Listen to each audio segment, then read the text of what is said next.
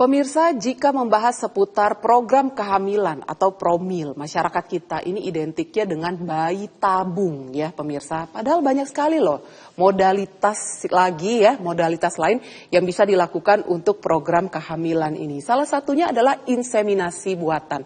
Ini kayaknya cocok banget buat Anda yang mungkin saat ini sedang dalam program hamil. Sudah nikah bertahun-tahun, tapi kok belum juga ya dikaruniai putra ataupun putri. Nah ini mungkin pada pagi hari ini cocok banget buat Anda. Karena kita akan mengupas tuntas seputar inseminasi buatan. Sudah hadir bersama dengan saya pada pagi hari ini ada Dr. Nanang Rudianto Widodo, spesialis obgyn. Kita sapa dulu Dr. Nanang, pemirsa. Selamat pagi Dr. Nanang. Ya, selamat pagi Mbak Alia. Bagaimana kabarnya dok? Baik. Baik. Ya. Dok, kita kan kalau sekarang pada pagi hari ini membahas seputar inseminasi buatan ya dok ya. Kalau seandainya masyarakat itu taunya adalah bayi tabung gitu kalau untuk program hamil. Tapi ternyata ada inseminasi ini dokter. Ya. Dok, sebenarnya apa sih inseminasi buatan itu? Boleh dong dok dijelasin dulu kepada kita semua. Silahkan dokter Nanang. Oke, baiklah. Selamat pagi pemirsa semuanya. Sebenarnya inseminasi itu adalah suatu fertilisasi berbantu. Jadi satu program fertilisasi berbantu yang membantu pasangan-pasangan infertil yang untuk mendapatkan suatu kehamilan. Sebenarnya kalau kita berpatokan pada inseminasi itu mempunyai syarat-syarat tertentu. Tapi pada dasarnya adalah kita mendekatkan antara sperma dengan telur yang nantinya akan dibuahi oleh sperma. Yaitu kalau kita melakukan seksual intercourse, biasanya sperma itu dilepas di dalam vagina, tetapi pada inseminasi sperma itu dilepas di daerah rongga kandungan sehingga dia lebih mendekatkan Mbak Alia ke telur atau ke ovarium sehingga kemungkinan untuk terjadi kehamilan jauh lebih besar dibandingkan kita melakukan hubungan seksual. Tetapi inseminasi sendiri mempunyai beberapa syarat-syarat di Mbak Alia. Ya. Syaratnya bahwa seorang pasangan yang ingin melakukan inseminasi buatan, dia sudah termasuk di dalam kriteria pasangan infertil sih sebetulnya. Pasangan infertil itu sebenarnya adalah suatu keadaan di mana seorang wanita atau pasangan itu sudah melakukan hubungan seks setahun dengan keadaan normal ya, minimal 2 kali dalam 1 minggu tanpa melakukan kontrasepsi, tetapi tidak terjadi kehamilan. Inilah yang disebut pasangan infertil, dan pasangan infertil inilah yang nantinya akan kita program untuk menjadi suatu kehamilan, baik itu dengan program hamil spontan maupun dengan inseminasi atau fertilisasi berbantu, baik itu inseminasi ataupun bayi tabung. Dok, apa sih perbedaannya inseminasi ini dengan bayi tabung? Karena masyarakat kita taunya kalau seandainya untuk memiliki keturunan gitu, itu programnya adalah bayi tabung nih, program hamilnya. Tapi apa sih dok perbedaan dari inseminasi dengan bayi tabung ini, dokter Nanang? Yes. Sebenarnya inseminasi itu adalah hampir sama dengan program bayi tabung. Pada dasarnya kita melakukan stimulasi pada ovarium. Dan ovarium itu diberikan obat-obatan tertentu sehingga biasanya pada seorang wanita yang 1 bulannya hanya bertelur lah gampangnya 1 bulan 1 kali dan hanya 1 telur yang dilepas oleh ovarium. Tetapi pada inseminasi kita melakukan stimulasi, memberikan obat-obatan tertentu, tujuannya adalah untuk membuat ovarium itu mengeluarkan beberapa jumlah telur tertentu sehingga probabilitas terjadi kehamilan akan jauh lebih tinggi dibandingkan kalau melakukan hubungan seksual normal. Nah, bedanya apa dengan bayi tabung? Kalau bayi tabung itu pembuahannya dikerjakan di luar. Tetapi kalau inseminasi itu pembuahannya tetap di dalam tubuh seorang wanita. Jadi itu perbedaannya. Pada bayi tabung tetap kita melakukan stimulasi pada ovarium, tetapi kita panen dulu telurnya, kemudian telur itu kita lakukan pembuahan dengan sperma di luar tubuh seorang wanita, dan akhirnya mendapatkan suatu embrio. Tetapi embrio itu nantinya akan ditanam lagi di dalam kandungan seorang wanita sehingga terjadi kehamilan. Tetapi di inseminasi berbeda sedikit ya, karena apa? Karena tetap stimulasi diberikan pada seorang wanita sehingga ovariumnya mengeluarkan telur yang jauh lebih banyak dibandingkan pada keadaan normal. Kemudian spermanya didekatkan dengan telur yang nantinya akan dibuahi, karena pada perbedaannya dengan hubungan seks yang normal, bahwa sperma itu tertumpah di dalam vagina, tetapi pada inseminasi akan lebih dekat kepada ovarium atau lebih dekat pada telur yang nantinya akan dibuahi, yaitu di daerah rongga dari kandungan. Itu Mbak Lita. Untuk pemilihan apakah saya ini sebaiknya melakukan inseminasi buatan ataukah mungkin bayi tabung. Nah, untuk pemilihan itu apakah pemilihannya dari si calon pasien kah atau mungkin dari dokternya nanti yang akan menyarankan terkait dengan mungkin ya pemirsa hasil pemeriksaan. Karena kita masyarakat kita kan taunya bayi tabung aja ya dok ya. Betul. Umpamanya nih datang ke dokter Nanang, dok saya ini sudah menikah 2 tahun gitu ya. Tapi kok belum juga dikunjungin, maksudnya belum juga memiliki momongan, belum hamil juga. Apakah saya ini bisa program bayi tabung kah dok? Nah, untuk program bayi tabung ataukah inseminasi buatan itu siapa yang akan memutuskan dok? Apakah dari pasiennya atau mungkin dari dokter yang menanganinya, dokter Nanang? Tentunya sih semua kalau ada pasien datang infertil, kita harus mempunyai data-data semuanya itu Mbak. Oke. Data-datanya sebenarnya mencakup bagaimana sperma analisanya pada laki-lakinya, kemudian bagaimana dengan hormonal dari seorang wanita yang nantinya dia akan bertelur lah istilahnya atau ovulasi. Kemudian yang ketiga bagaimana organ kewanitaan itu sendiri. Nah, 3 hal ini sebenarnya yang paling penting pada terapi pada infertil. Nah, apabila seorang pasangan pada 3 faktor utama ini sebetulnya normal, nah itu kita bisa melakukan atau kita bisa memilih bahwa inseminasi bisa dikerjakan. Artinya apa? Ada 3 faktor infertil yang kita deteksi, tapi semuanya normal nih Mbak Lia. Nah, sehingga kita bisa memilih bahwa ini bisa dilakukan inseminasi. Artinya pasangan itu disebut dengan kalau istilahnya kita sebagai unexplained infertility. Artinya kita tidak tahu nih kenapa kok tidak hamil-hamil. Semua faktor infertilnya normal semua. Tetapi kok tidak datang-datang nih kehamilan gitu. Sehingga kita pilih inseminasi sebagai fertilisasi berbantunya untuk dia. Gitu. Oke, baik kalau begitu. Ini udah semuanya normal tapi kok nggak datang-datang gitu ya. Yang ditunggu-tunggu nggak datang-datang. Kurang doa kalau saya bilang ya dok ya. Usaha udah maksimal, doanya kayaknya kurang maksimal dok. Betul juga ya dok ya. Tapi kalau seandainya kita membahas seputar tujuan dari inseminasi ini, apakah memang murni untuk memiliki momongan saja kah dok? Atau mungkin ada tujuan lainnya nih dokter? Sebenarnya inseminasi itu tujuannya adalah untuk mendapatkan kehamilan. Mbak. Intinya begitu ya. Tetapi kadang-kadang kita dokter di fertilitas bahwa stimulasi itu sebenarnya tidak boleh terlalu banyak, tidak boleh terlalu besar. Ya. Artinya apa? Artinya kalau seorang wanita atau indung telurnya itu dilakukan stimulasi atau istilahnya disuburin kan gitu, telurnya kan matangnya tuh banyak tuh biasanya. Tetapi kita harapan di inseminasi itu tidak terlalu banyak. Kalau di bayi tabung mungkin kita bisa panen telur kurang lebih kita 20 telur kita panen. Tetapi pada insem biasanya kita batasin antara 3 sampai 4 saja telur yang matang. Karena apa?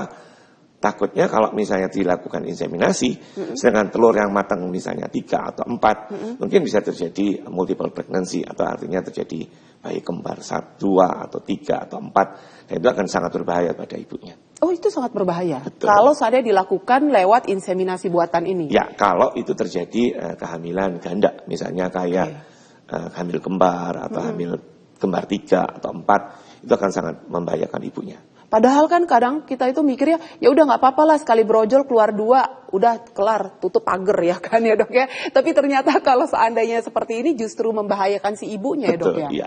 Jika memang ini kehamilannya diperoleh dari proses inseminasi ini. Ya betul. Jadi proses inseminasi di fertilitas terbaru sekarang, baik itu di bayi tabung, terutama bayi tabung, bahwa kita tidak mengharap terjadi kehamilan kembar sebetulnya. Kita mengharapkan kehamilan 1 tetapi dia secara kualitas bagus dan nantinya dia akan sampai pada proses persalinan yang aman untuk ibunya. Tetapi pada bayi tabung kita bisa kontrol nih, karena kalau di bayi tabung kan kita punya embrio. Embrio yang kita tanam 1 pasti yang jadinya 1. Tapi kalau kita tanam 2 pasti jadinya 2. Insya Allah sih jadinya 2. Tetapi kalau di insem kita tidak bisa gitu Mbak Lia.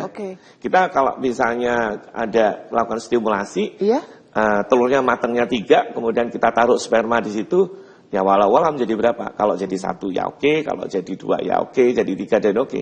Tapi dengan multiple pregnancy maka itu sekarang akan membahayakan ibunya, baik itu nanti terjadi hipertensi dalam kehamilan, komplikasi-komplikasi kehamilan dan lain sebagainya. Oke, inilah dia penjelasannya ya dok ya. Ya. Kadang kan kita itu suka ngejar, ya udahlah nggak apa-apa lah ya, keluarnya itu multiple pregnancy gitu ya, keluarnya 2 atau 3, udah keluar langsung tutup pagar aja gitu, nggak pakai debat ya kan ya dok ya. Tapi ternyata kalau seandainya dilakukan lewat inseminasi buatan ini pemirsa justru membahayakan nyawa ibunya. Nah kira-kira seperti apa ya prosedur dari inseminasi ini pemirsa? Saya mengundang Anda di rumah yang ingin berkonsultasi langsung dengan Dr. Nanang seputar inseminasi. Pada pagi hari ini kami masih mengupas tuntas seputar inseminasi. Kalau seandainya Anda punya pertanyaan silahkan bisa konsultasi via WhatsApp ya pemirsa. Jangan lupa untuk selalu cantumkan nama, usia Anda dan juga lokasi Anda di mana. Kami jeda sejenak pemirsa, jangan kemana-mana. Kami akan segera kembali sesaat lagi.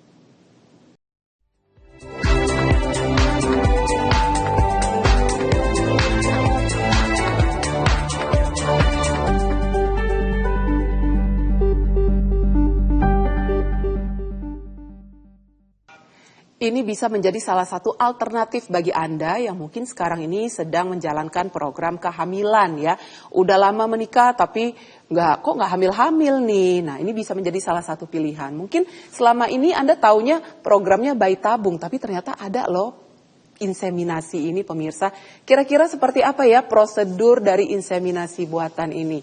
Saya kembali lagi kepada Dr. Nanang. Bagaimana dok, prosedurnya apa saja nih yang harus dilewatin ya oleh calon ibu, calon ayah untuk menjalani proses inseminasi ini, Dokter Nanang?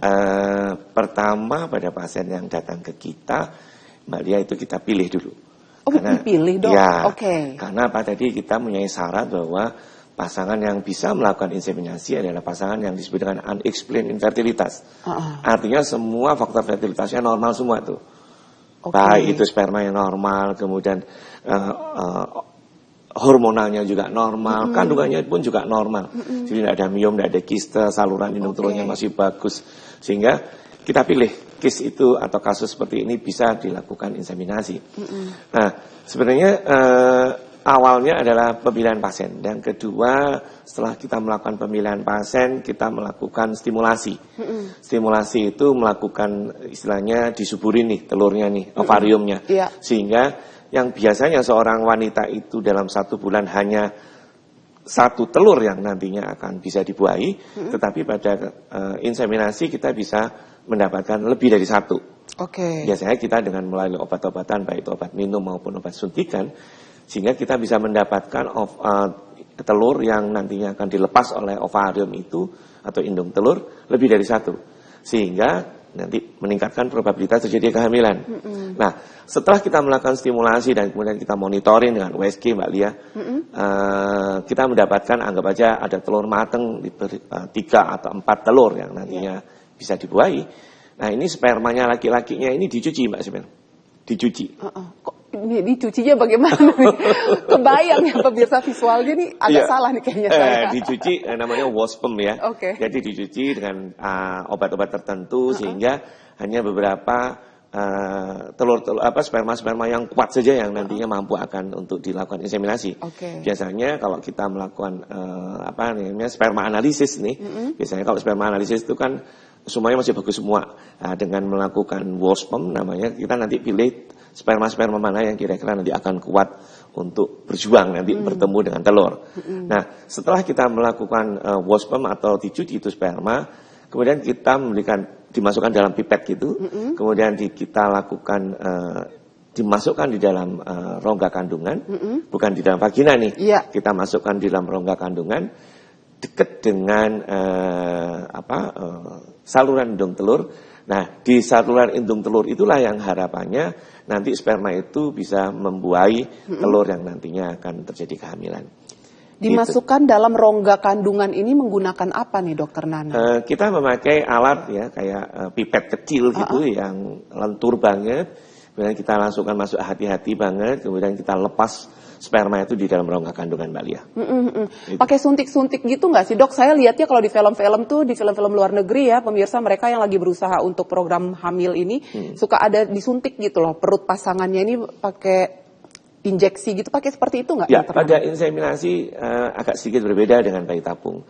Bayi tabung prinsipnya kita mendapatkan sebanyak-banyaknya telur. Oke. Dengan sebanyak-banyaknya telur, maka kita memberikan suntikan yang dalam beberapa dosis yang kita tentukan nantinya pada awal untuk mendapatkan telur yang nantinya akan kita bisa panen nantinya pada bayi tabung. Tapi di inseminasi kita biasanya memberikan dosis minimal. Artinya walaupun kita berikan suntikan, tetapi suntikannya minimal. Kenapa kok minimal, Dok? Karena kita tidak berharap untuk mendapatkan telur atau panen telur yang cukup banyak. Ya, saya katakan tadi bahwa telur yang matang tidak boleh terlalu banyak. Karena nanti kalau telur matang yang terlalu banyak, nanti bisa terjadi kehamilan ganda yang sangat berbahaya untuk ibunya. Gitu. Ada batasan usia nggak, Dok, bagi pasangan yang sekiranya ingin melakukan inseminasi ini? Mungkin istilahnya kan zaman sekarang itu banyak wanita yang di usia 30 tahun aja baru menikah. Terus baru siap untuk memiliki anak itu di usia 35 tahun. Ada batasan usia nggak, Dok, untuk melakukan inseminasi buatan ini? Oke, sebenarnya usia itu paling penting sebenarnya Mbak Lia pada seorang wanita ya. Ya, jadi wanita itu sebenarnya kita batasi umur sebetulnya. Usia ini paling bagus atau tingkat fertilitasnya yang paling bagus sebenarnya pada saat usia 35 ke bawah. Oke, di bawah 35 tahun. Betul Mbak Lia. Jadi kalau dia di atas 35 maka tingkat fertilitasnya akan berkurang. Kenapa kok seperti kayak gitu, Dok? Karena jumlah cadangan ovarium atau cadangan telur seorang wanita setelah 35 tahun cenderung untuk makin lama makin turun. Nah, dengan turunnya cadangan telur pada seorang wanita, maka kalau wanita itu 35 tahun, maka kita mendapatkan hasil yang tidak terlalu bagus pada saat kita melakukan stimulasi ovarium.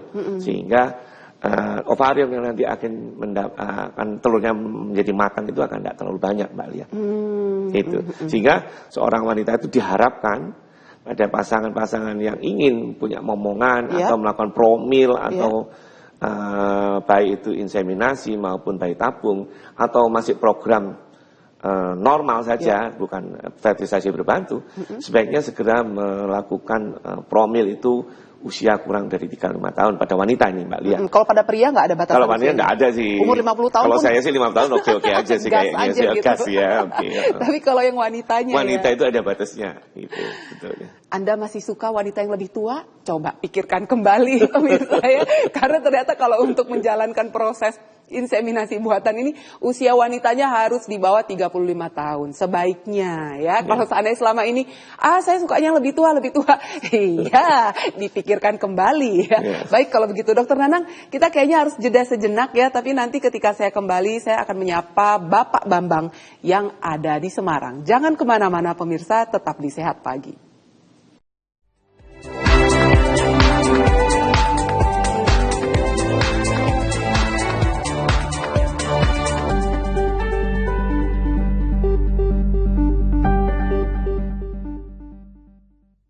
Pemirsa, kami masih mengupas tuntas seputar inseminasi dan tadi seperti saya katakan, saya mengundang Anda yang ingin berkonsultasi langsung dengan Dokter Nanang pada pagi hari ini seputar inseminasi buatan ini.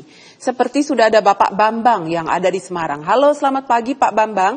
Pak Bambang ini bertanya begini, Dok, usia berapa ya untuk program inseminasi buatan ini dan lebih efektif untuk wanita yang kurang subur sel telurnya kah? Dan apakah ada program pendukungnya, misal nih suplemen, vitamin dan sebagainya? Nah, bagaimana Dokter Nanang untuk Bapak Bambang di Semarang? Silakan, Dok. Oke, selamat pagi Pak Bambang. Pertanyaan bagus banget ya. Sehingga pada wanita, pada pasangan yang ingin melakukan inseminasi, sebenarnya kita melakukan screening awal. Jadi saya katakan perlu dilakukan pemilihan dulu nih Pak Bambang. Dilihat kira-kira apa nih faktor-faktor daripada infertilitasnya.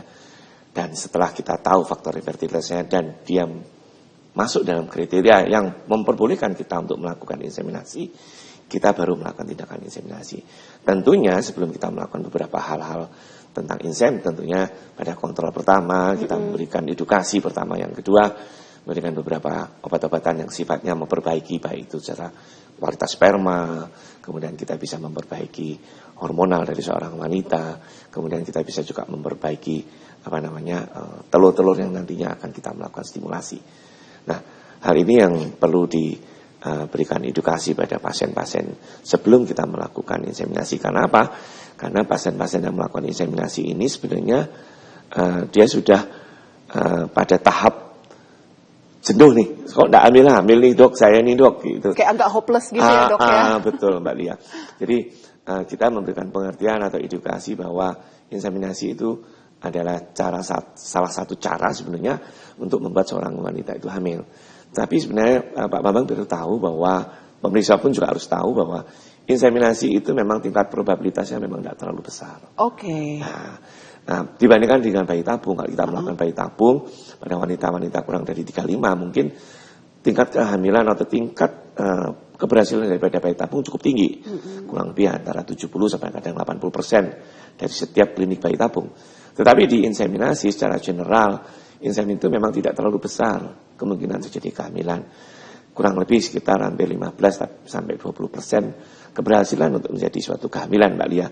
Sehingga kadang-kadang pasien itu lebih banyak memilih ke arah IVF atau bayi tabung karena nilai persentasenya lebih besar. Tetapi karena ekonominya kurang sedikit gitu misalnya, karena inseminasi juga tidak terlalu mahal, ya itu kita biasanya pasangan-pasangan itu lebih memilih mencoba dulu di inseminasi sebelum kita melangkah ke IVF atau bayi tabung.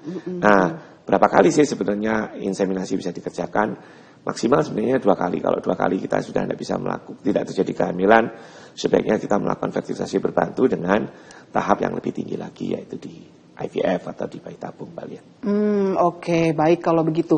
Dok, kalau sana tadi kan dokter Nanang sempat mention ya bahwa dokternya nanti yang akan memilih gitu untuk pasiennya untuk melakukan inseminasi. Ada nggak dok kira-kira kategori pasien yang sebaiknya tidak melakukan inseminasi ini dok? Kategorinya nih apa aja gitu? Mungkin selain dari usia, ada lagi nggak dokter Nanang? Ya, sebenarnya sih faktor fertilitas itu sebenarnya banyak nih Mbak Lia nih. Yang paling gampang itu sebenarnya satu usia pada wanita nih, usia 35 atau kurang dari 35. Kemudian ada faktor-faktor yang lain, misalnya kebiasaan nih, merokok, alkohol dan sebagainya. Kemudian kita bisa melihat ada penyakit-penyakit ibunya, misalnya ada keputihan dan yang sering. Itu adalah kriteria-kriteria yang minor, kriteria-kriteria yang kita sedikit sulit agak dicari. Nah, kriteria mayornya apa sih sebenarnya? Seperti katakan tadi bahwa kriteria mayor itu sebenarnya kita harus melihat spermanya nih. Spermanya ini bagus apa enggak? Biasanya kita sarankan untuk seorang bapak itu melakukan pemeriksaan namanya sperma analisa. Untuk dilihat apakah sperma ini bagus apa tidak, Mbak Lia. Yang dilihat biasanya adalah jumlahnya, bagaimana pergerakan dari spermanya, bagaimana bentuk dari spermanya. Dari situ kita bisa menilai bahwa sperma ini bagus apa tidak. Mampu enggak kalau sperma ini dicuci? Karena kalau sperma itu dicuci, maka otomatis dia akan sedikit berkurang nih. Atau banyak sekali berkurang Mbak Lia.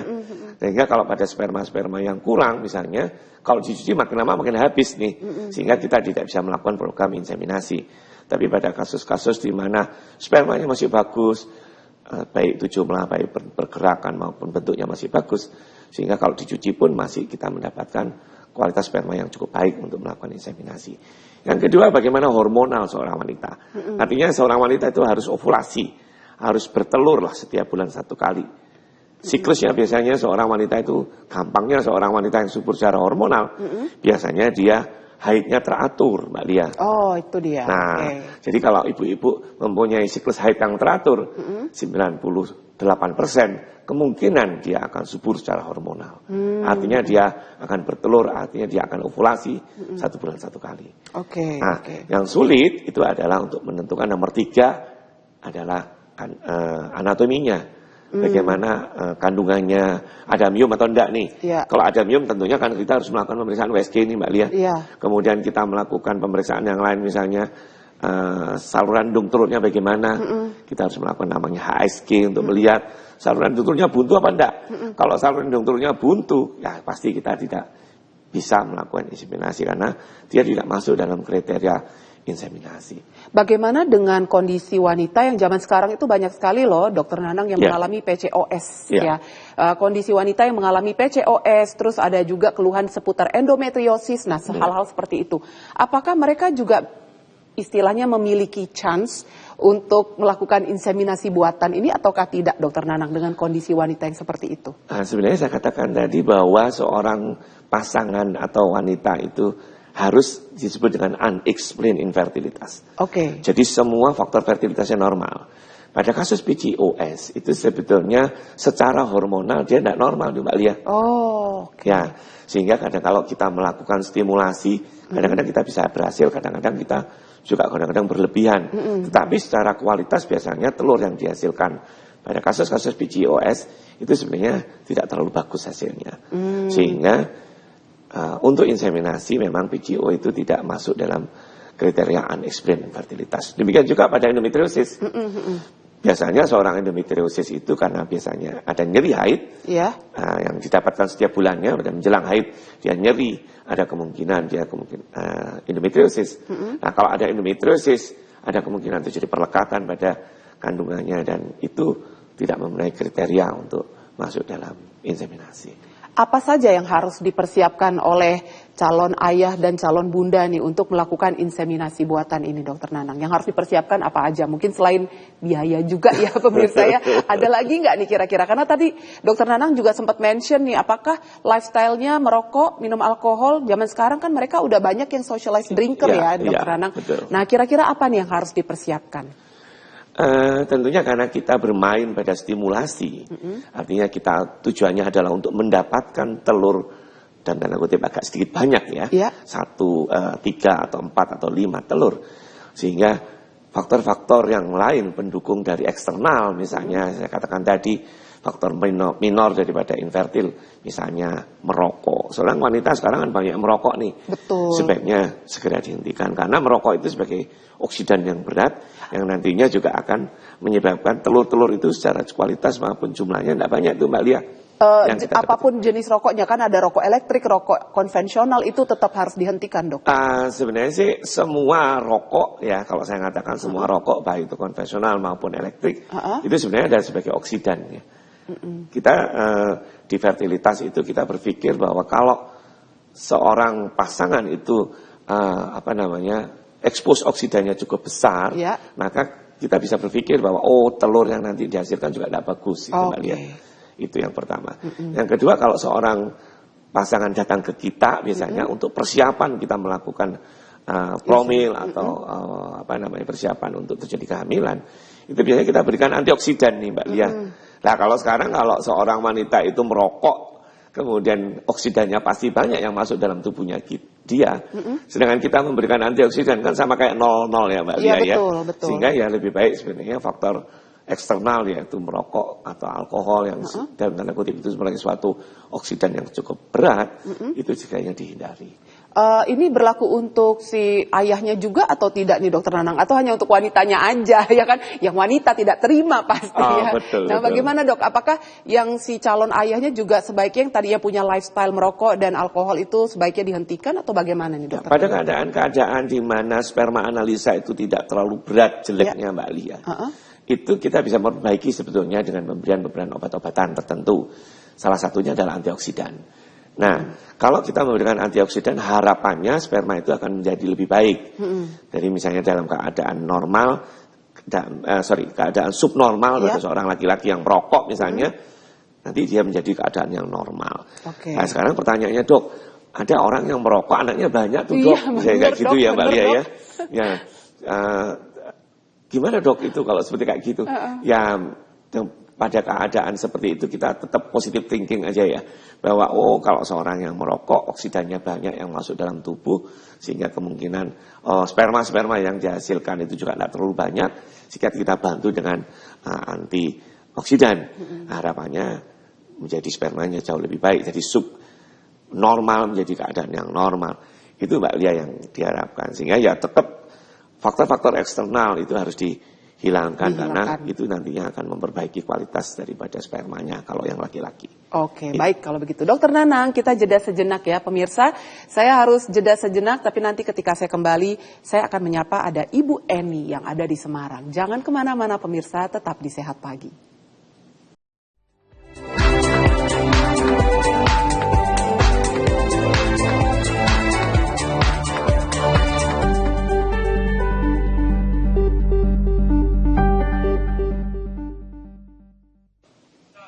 Terima kasih pemirsa, masih stay tune di Sehat Pagi, dan sekarang saya mau menyapa ada Ibu Eni dari Semarang. Selamat pagi Bu Eni. Bu Eni ini bertanya begini Dokter Nanang, Dok, ikut program inseminasi ini jadinya cepat hamil, ini berapa lama setelah dijalani ya Dok ya? Dan kemungkinan hasilnya untuk hamil itu bagaimana Dok? Normalnya untuk menjalani program ini berapa lama dan prosedur yang dijalani ini kira-kira berapa banyak gitu Dokter? Oke. Terima kasih Dokter. Nah, silakan Dokter Nanang untuk Ibu Eni dari Semarang. Oke, terima kasih Bu Eni dari Semarang. Memang di inseminasi itu kita melakukan suatu prosedur inseminasi itu hanya dalam satu siklus haid. Sehingga pada saat biasanya seorang pasangan yang ingin hamil atau promil itu sebenarnya datangnya pada saat hari kedua haid, hari pertama atau hari kedua haid. Nah, pada saat datang hari kedua haid, tetapi sebelumnya sudah di screening dulu nih. Sudah di screening dulu, kemudian dia ikut program insem, dia datang pada hari kedua haid. Nah, pada hari kedua haid inilah kita melakukan namanya stimulasi, disuburkan nih ovariumnya sudah mendapatkan telur yang sesuai dengan lebih banyak dibandingkan normal. Nah, biasanya kita melakukan stimulasi itu kurang lebih sekitar hampir 8 sampai 10 hari. Setelah itu kita monitoring dengan USG tentunya, dan kalau sudah mendapatkan telur yang matang, kemudian telur itu dilakukan maturasi atau dilakukan istilahnya dibuat dia ovulasi. Ya, kok dibuat ovulasi ya, kayak yang menentukan hidup aja nih Mbak Lia ya. Tetapi makanya pada suatu keadaan tertentu dia dalam 36 jam setelah dilakukan suntikan, maka dia akan terjadi ovulasi.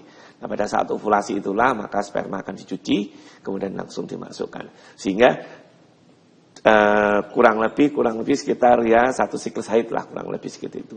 Nah, kalau sudah kita melakukan prosedur itu, kemudian kita tunggu, kalau sudah terjadi terlambat haid bulan depannya, baru kita melakukan pemeriksaan untuk melihat apakah ini terjadi kehamilan dengan melakukan pemeriksaan laboratorium tentunya, sehingga secara kimiawi kita tahu bahwa oh ini sudah terjadi kehamilan. Itu Mbak Lia. Kenapa Dok datangnya itu harus di hari kedua ketika haid Dokter Nanang? Nah, pada siklus haid pada seorang wanita di Mbak Lia, biasanya kita mulai dari siklus hari pertama haid. Nah, dari hari pertama itu telur itu akan matang, makin gede. Biasanya pada hari ke-12 telur itu ada maksimal, akan paling gede nih. Dan sehingga evaluasi pada hari ke-12 haid itu ditemukan biasanya telur matang. Kalau kita ukur secara USG, diameternya kurang lebih sekitar hampir 2 cm. Nah, kalau itu telur matang, maka kalau ini sudah matang nih telur ini. Nah, ini mau saya pecah nih supaya apa? Supaya mendapatkan ovulasi. Nah, dengan ovulasi yang kita buat dengan menyuntikkan suatu zat tertentu, suatu obat tertentu, sehingga akan terjadi seorang wanita menjadi ovulasi buatan. Dengan ovulasi, maka sperma akan kita dekatkan pada saat kita terjadi ovulasi itu, Mbak Lia. Sehingga harapannya bisa terjadi fertilisasi, bisa terjadi pembuahan pada saat dia ovulasi. Berarti akan menjalani programnya berapa lama nih Dokter Nanang? Kalau biasanya pada hari kedua, kadang hari ke-12, kemudian hari ke-12, hari ke-14 kita melakukan insemnya. Jadi kurang lebih hari ke-14 haid. Gitu, Mbak Lia. Jadi kurang lebih ini programnya bisa dijalankan selama sebulan mungkin? 1 bulan ini. 1 bulan 1 ya. bulan. Dan hasilnya akan keluar itu di bulan depannya. Dilihat ada terlambat haid apa enggak. Nah, biasanya kita melakukan, walaupun belum haid, kadang-kadang kita sudah melakukan pemeriksaan USG dan kita melakukan pemeriksaan laboratorium dengan memeriksakan namanya hormon kehamilan beta-HCG, apakah ini terjadi kehamilan atau tidak pada siklus yang kita buat itu. Jika tidak terjadi kehamilan nih ya Dok, ya sudah dilakukan program inseminasi ini dalam waktu 1 bulan, terus akhirnya bulan depannya kan diperiksa ya apakah sudah terjadi pembuahan atau mungkin kehamilan.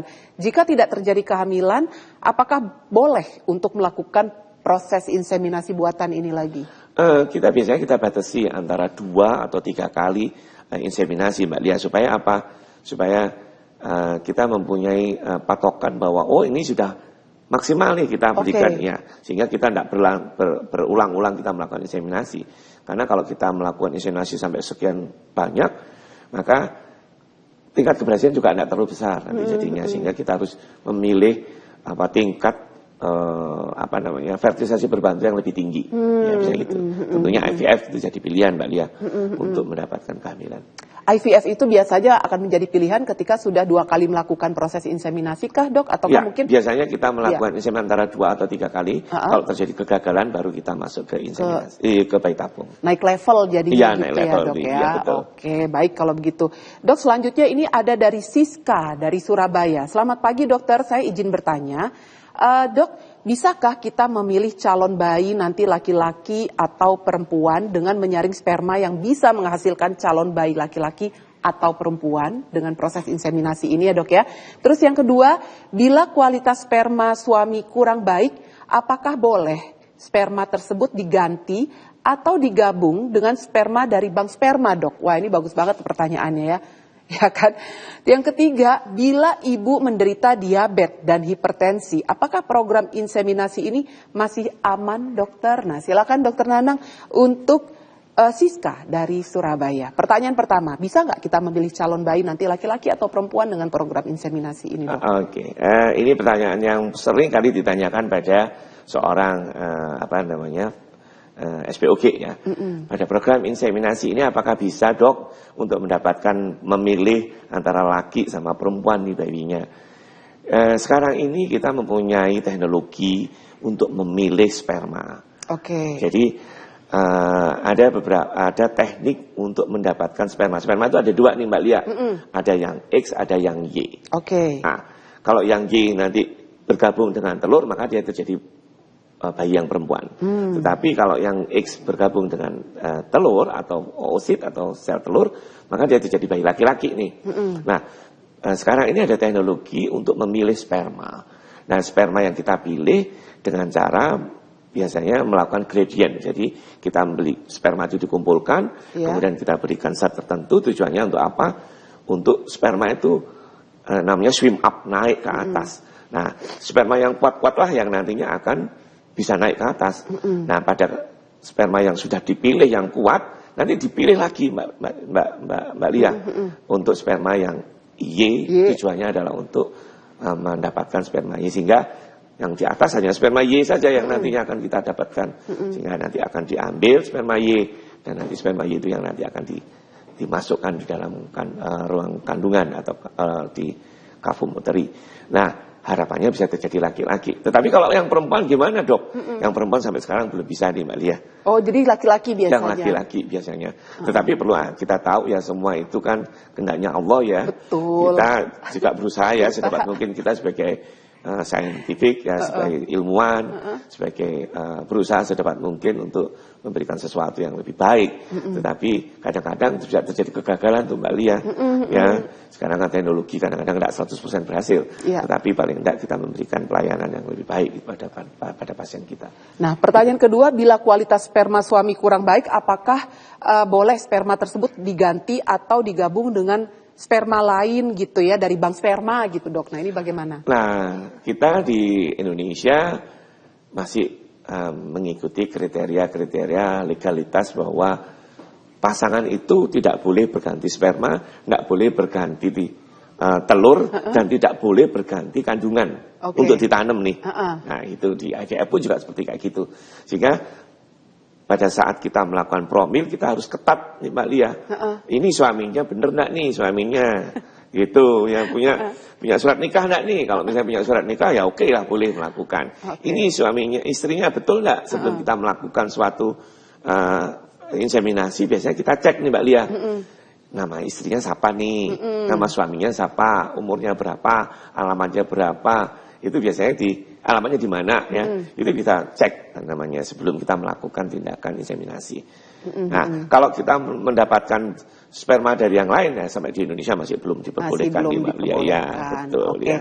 Dok, ini ada pertanyaan terakhir tapi kayaknya kita harus jeda sejenak ya karena memang kita harus berikan waktu untuk Dokter Nanang untuk beristirahat menjelaskan ya. Baik pemirsa dan untuk Ibu Siska, nanti pertanyaan terakhir akan dijawab sesaat lagi oleh Dokter Nanang. Jangan kemana-mana, tetap di Sehat Pagi.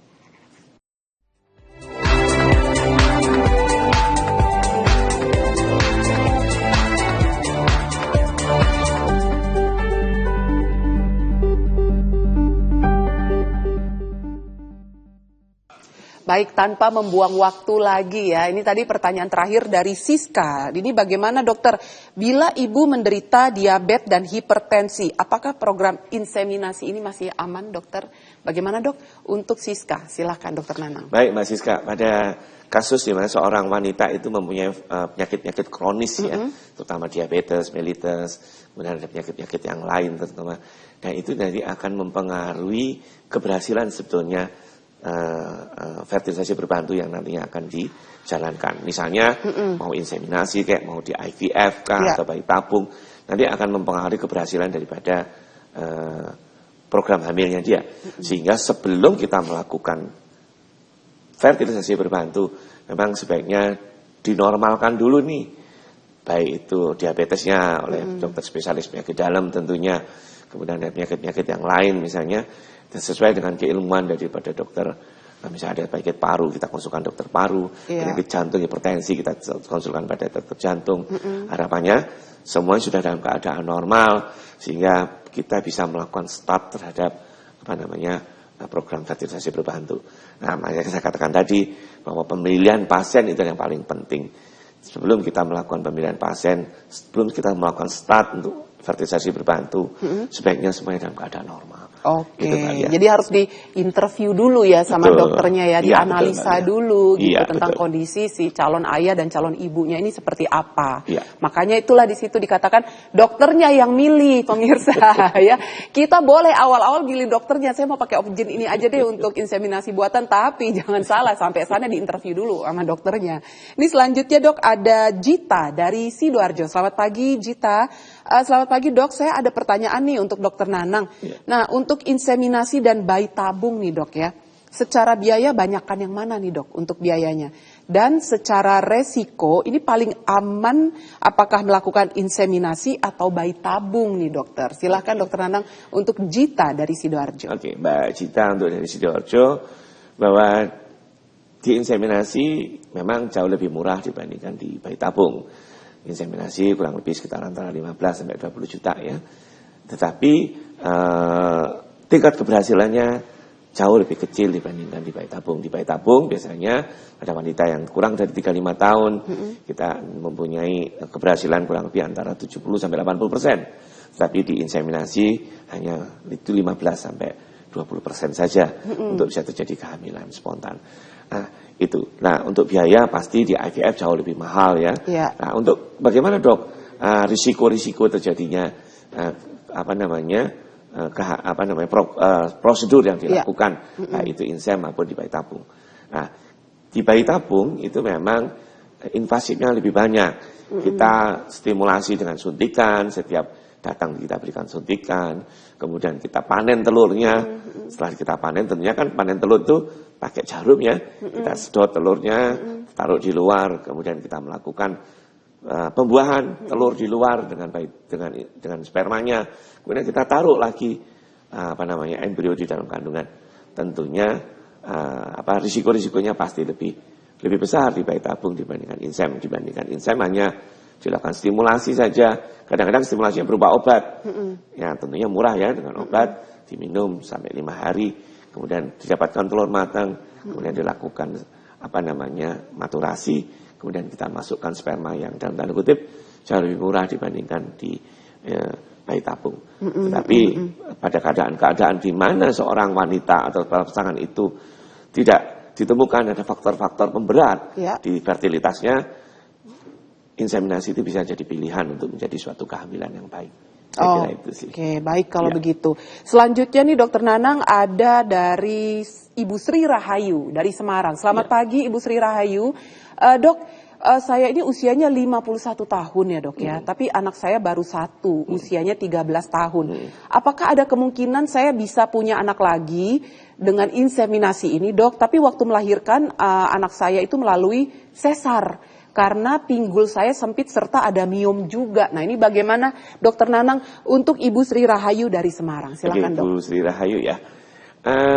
Usia sebenarnya saya katakan tadi, usia itu seorang wanita itu sebenarnya tergantung dari usia sebenarnya ibu. Pada wanita di atas 35 apalagi di atas 40 tahun, pada cadangan telurnya akan sangat berubah, akan sangat turun.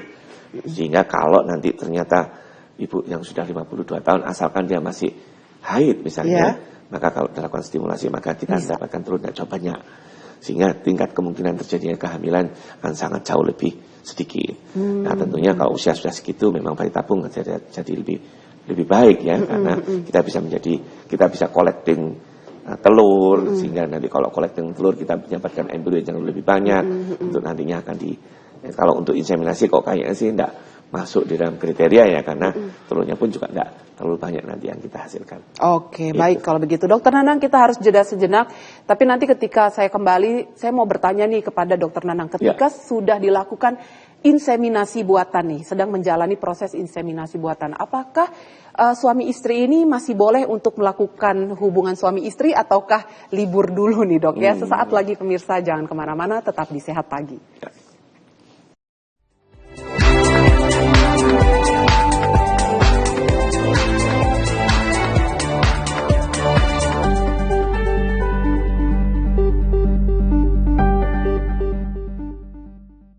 Segmen terakhir Sehat Pagi pemirsa, dan seperti pertanyaan saya tadi ya sebelum jeda, saya sempat melemparkan pertanyaan, Dokter Nanang, kalau seandainya kita itu lagi proses nih ya inseminasi buatan gitu, apakah masih boleh untuk melakukan hubungan suami istri ataukah harus libur dulu nih? Karena kan kadang karena kita ada punya keinginan untuk memiliki momongan, jadi kayak harus benar-benar handle with care banget gitu ya.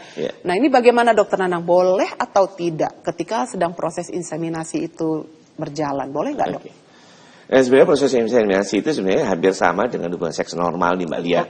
Ya, cuma kita tadi saya katakan kita cuma mendekatkan telur, sperma dengan telur, sehingga apakah boleh dok melakukan hubungan seksual setelah kita melakukan inseminasi? Saya katakan boleh. Boleh kalau di inseminasi kita boleh melakukan hubungan seksual. Karena apa? Karena memang inseminasi itu sebenarnya hampir sama dengan hubungan seks normal. Gitu. Tapi ada nggak dok yang mungkin sekiranya do's and don'ts-nya setelah proses inseminasi ini sedang berjalan gitu ya? Ada nggak mungkin larangan yang sebaiknya jangan dilakukan gitu, yang boleh lebih sering untuk dilakukan bagi pasangan suami istri ini, ada nggak dok? Ya, pada semua program fertilisasi berbantu memang sebaiknya setelah kita melakukan fertilisasi berbantu, baik itu inseminasi, kemudian kita melakukan IVF atau bayi tabung, memang sebaiknya kita cukup istirahat nih Mbak Lia. Ya paling enggak istirahat, jangan melakukan beberapa aktivitas yang terlalu berat misalnya. Karena kalau kita melakukan aktivitas yang berat, maka seringkali akan menimbulkan kontraktilitas daripada kandungannya menjadi timbul kontraksi rahim, sehingga nanti akan mempengaruhi terhadap tingkat keberhasilan daripada IVF maupun di inseminasi.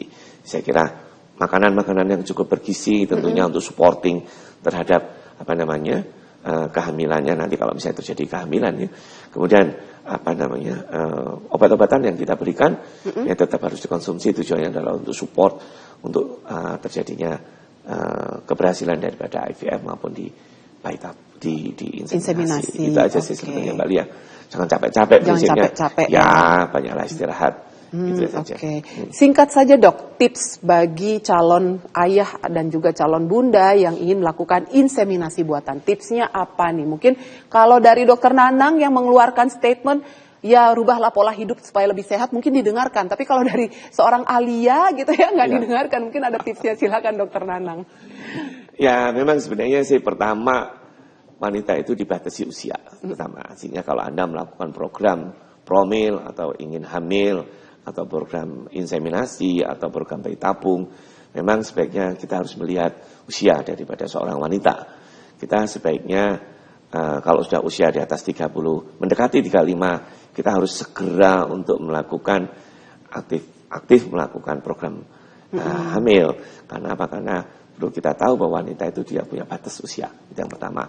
Yang kedua tentunya hidup sehat ya. Hidup sehat, dan hidup sehat itu tentunya tujuannya untuk membuat fungsi reproduksi kita menjadi lebih baik. Baik itu dari spermanya maupun dari sel telur yang tentunya nanti akan dilakukan fertilisasi berbantu. Dan yang terakhir tentunya konsultasi ya, konsultasi pada dokter kandungannya supaya kita bisa memilih kira-kira program-program apa yang nantinya masih memungkinkan untuk diberikan pada seorang pasangan itu untuk menjadi kehamilan. Tentunya sekali lagi saya katakan, apakah harus diinseminasi, apakah harus melakukan bayi tabung? Nah, masih ada satu promil alami yang nanti mungkin akan jadi pilihan Bapak Ibu semuanya pasangan infertil yang untuk bisa mendapatkan kehamilan. Jadi tidak selalu harus melakukan inseminasi maupun di bayi tabung. Oke, baik kalau begitu. Dokter Nanang ini prakteknya di mana, Dok? Kalau seandainya ada pemirsa yang ingin datang berkonsultasi ketemu langsung dengan Dokter Nanang, bisa dicari di mana, Dokter Nanang? Saya praktek ada di Bunda Morula Surabaya, di daerah Tegalsari, Rumah Sakit Bunda Morula, dan saya praktek di RSUD Sidoarjo, Mbak Alia, ya sebagai konsultan fertilitas di RSUD Sidoarjo, dan ada praktek sendiri nih, tetapi prakteknya di Sidoarjo nih Mbak Alia. Oh, di Sidoarjo. Iya betul. Nanti kalau misalnya pengen tahu Dokter Nanang, dibuka aja di Google, ya kan? Keluar ya Dok. Keluar nih namanya ya sudah. Saking topnya kayaknya Dok. Ya, baik kalau begitu. Dokter Nanang Rudianto Widodo, spesialis obgyn. Terima kasih banyak Dokter Nanang sudah mau meluangkan pagi harinya ya Dok ya. Iya. Sehat selalu Dok. Sehat selalu Mbak Lia. Amin. Semoga kita bisa jumpa di lain kesempatan Dokter Iya. Nanang. Terima kasih pemirsa sudah menonton acara Sehat Pagi. Kalau seandainya Anda sedang promil, sekarang bolehlah namanya usaha. Ya, inseminasi buatan IVF boleh dilakukan. Tapi jangan lupa untuk selalu berdoa. Karena segala sesuatu yang memutuskan adalah Tuhan Yang Maha Esa. Alia Rena Mas pamit pemirsa, sehat selalu jiwa dan raganya. Sampai jumpa.